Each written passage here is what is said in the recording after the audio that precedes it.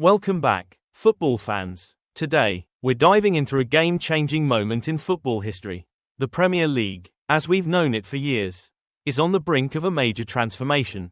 Legendary players, iconic managers, and unforgettable moments, all part of an era that's slowly fading before our eyes. But what exactly is causing this shift? And what does it mean for the future of English football? Stay tuned as we break down how the Premier League era is coming to an end.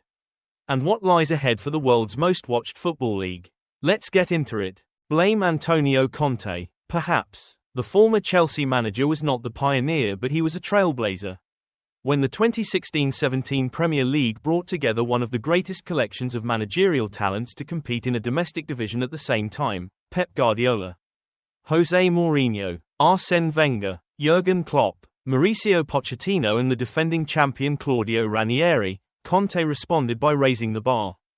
Chelsea's path to the title involved a run of 13 straight wins and an eventual total of 93 points.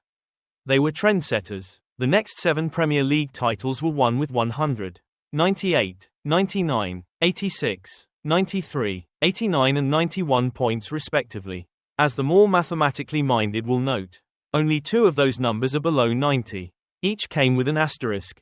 Manchester City's 86 in the strangeness of the 2020-21 COVID season and 89 in 2022-23, when they had 88 after 36 games, with the title secured, and relaxed to concentrate on the treble instead.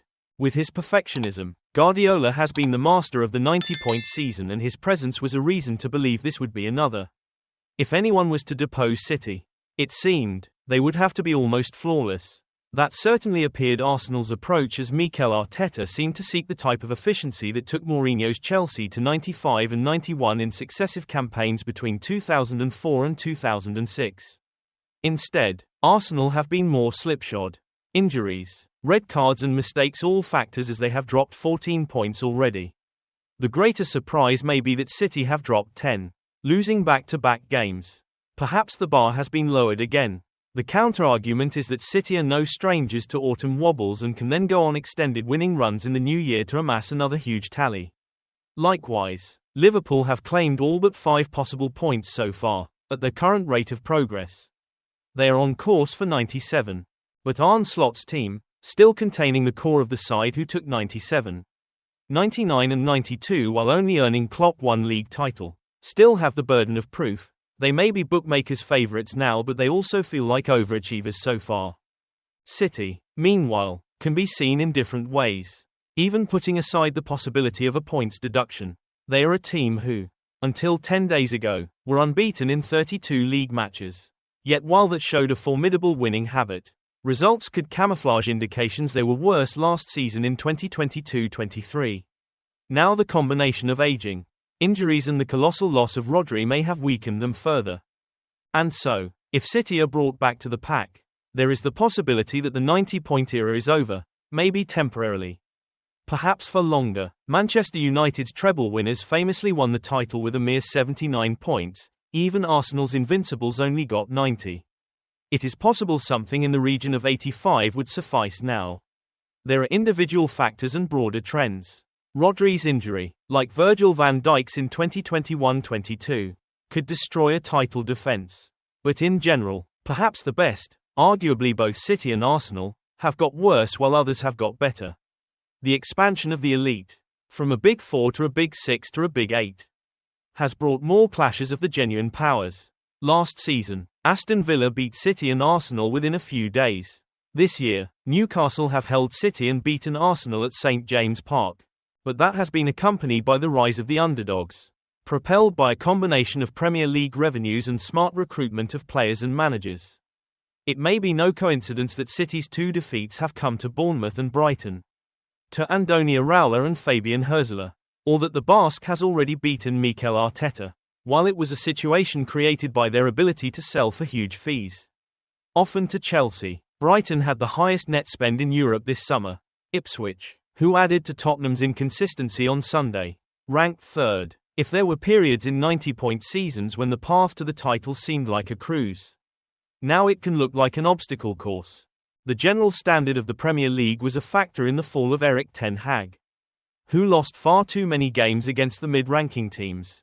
The early season surge of Nottingham Forest, the lone team to beat Liverpool, is instructive in another way. Some of Forest's recruitment in recent years has been of the scattergun variety, but now they have a starting 11 packed with fine recruits.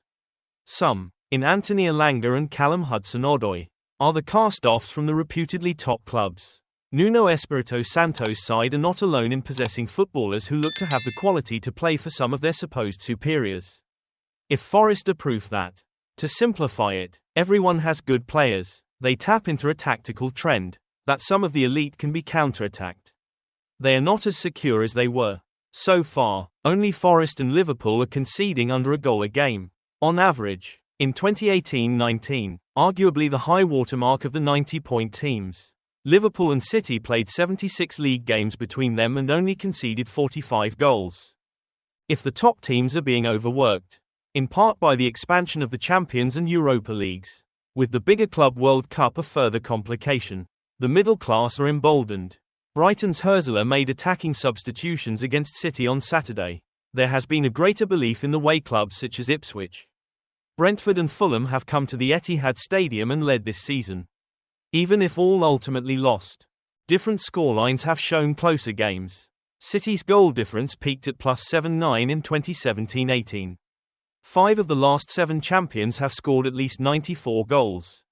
Now no one is on course to get more than 79.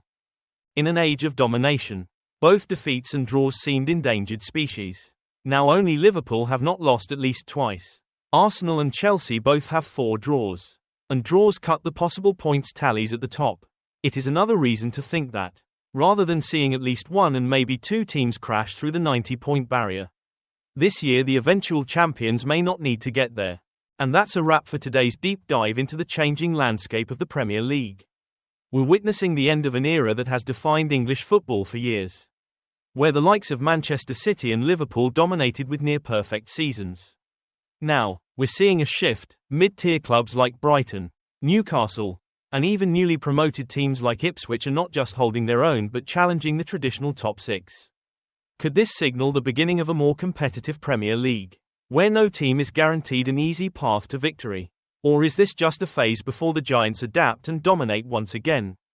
We've seen how factors like injuries, tactical changes, and the sheer intensity of the modern football calendar are impacting the game. Clubs that were once seen as invincible are now facing serious challenges, not just from their direct rivals but from every team in the league. Could this be the start of a new chapter where 85 points are enough to win the title? Or is the 90-point benchmark just taking a brief pause? Let us know what you think in the comments below. Who will emerge on top this season? And what changes do you expect to see in the coming years? Don't forget to hit the like button if you enjoyed this video. And subscribe for more in-depth analysis on the beautiful game. Thanks so much for watching. And we'll catch you in the next one. Until then, keep the football spirit alive.